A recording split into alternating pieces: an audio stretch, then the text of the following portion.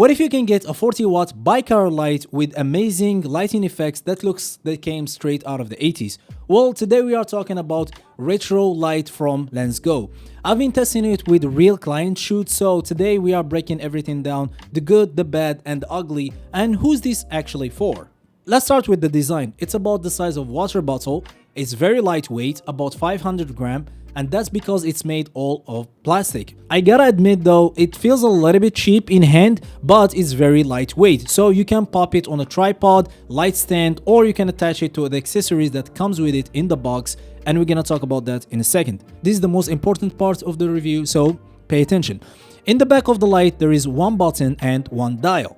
However though, there is no display screen. There is no way of knowing what's the power of the light or what's the battery at. I have no idea like if this thing is fully charged or it's empty. The only thing you can use to know what's the power or the battery of the light is these 5 LED dots in the back. If the light is off and I press it one time, okay, it shows me 1. If I press it just one time again, it will show me 3 dots. That means it's at 60%. How do I know that? There are markings on the top of these 5 LED lights. It says 20, 40, 60, 80, and 100%, which means now it's at 60%. But what 60%? Is it 61%? Is it 65%? Is it 69%? I have no idea.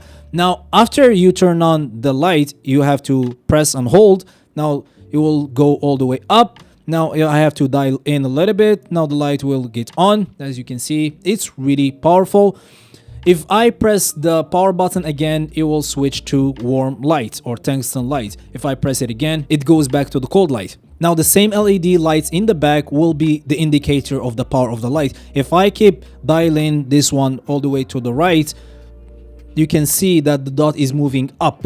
Now it's at the 3rd dot. Now if I keep going, you'll go to the 4th dot all the way to 100, and it's basically the 5th dot.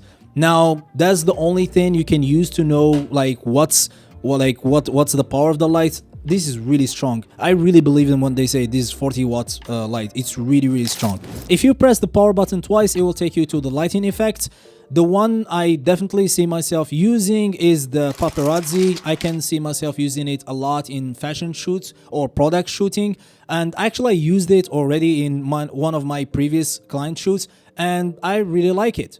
But as I said, there is no display in the back to show you what's the power or the battery or even the light effects that I'm using, and that's actually a little bit of a disappointment. By the way, if you are enjoying this video, please make sure to like it, subscribe, comment, and share it with your friends. With that out of the way, let's talk about the light itself. Is it actually strong? Is it actually powerful? Personally, I think yes. As I said, I already used it in one of my clients' shoots and I didn't face any problems with it. But let's put it to the test. Right now, I'm using the Godox SL60 as a key light for this video. I'm gonna turn it off and I'm gonna switch it with this light. As you can see, this light doesn't have a Bowen mount. So I have an idea, which is I have this flash Bowen mount handle. I use it for product shooting where I put the flash inside and then you can attach it to the light stand, and you can attach any soft box or any light box you want in here. So what I decided to do is go this way. This is the only way to mount it in this handle. So yeah, if I push it in, you can see now it's attached. All I'm gonna do is I'm gonna turn off the light, change it, and let's see if it's actually good. As you can see, I just switched the light and now it's at 100%. Now, do you see any difference? I didn't change anything. I didn't change the environment light. Actually, I turned off this light, so now all the lights are on. I didn't do anything except switching the key light from Godox SL60 to LENSGO Retro Handheld Light. So what do you think? I'm gonna put 2 videos side by side on the screen so you can see the difference, and let me know what do you think. This is the box that comes with the light. As you can see, it's very vintage. It has this old retro design to it, and it has some explaining in the back that shows you the usage of this light. Now, let's put this out of the way. First, you get the light itself, this mounting plate, and an iPhone or a phone holder where you can put your phone horizontally or vertically, so that way you can basically turn on the light and you record or take pictures or whatever you want to do. Now, the thing about this is you cannot turn or direct the light. There is no way like to turn it left, right, up, down. There is nothing.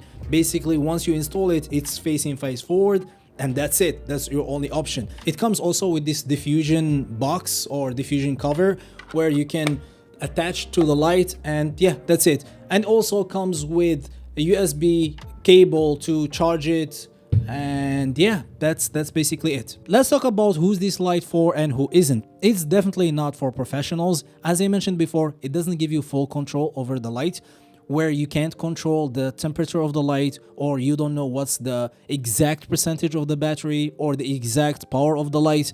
However, though, as a professional, I did use it for one of my previous shoots as a sunlight, where I imitated the sunlight when I put it on the side.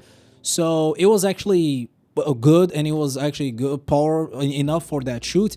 You can also use it for this kind of like a YouTube or like a vertical Instagram reel style videos, where you can pop it on the side and use it as a fill light or a hair light. That can be also done. Now, who's this light for? This light is definitely for beginners who use photography or videography as a hobby. I think this light is perfect for people who do portrait photography, especially that type where they shoot outside in daylight. Maybe they just want to lit up some of the shadows, so this light is definitely good for that. Content creators can also use this light. Beginners, let's say, where you can just put it on the side, or as I said, you can use it as a fill light. Another type of people who can actually enjoy this light is retro heads who want to use it as a prop or maybe a functioning light. So what do you think? Is the vintage design gonna overlook the missing features? Let me know down in the comments. Thank you for watching, and I'll see you in the next one.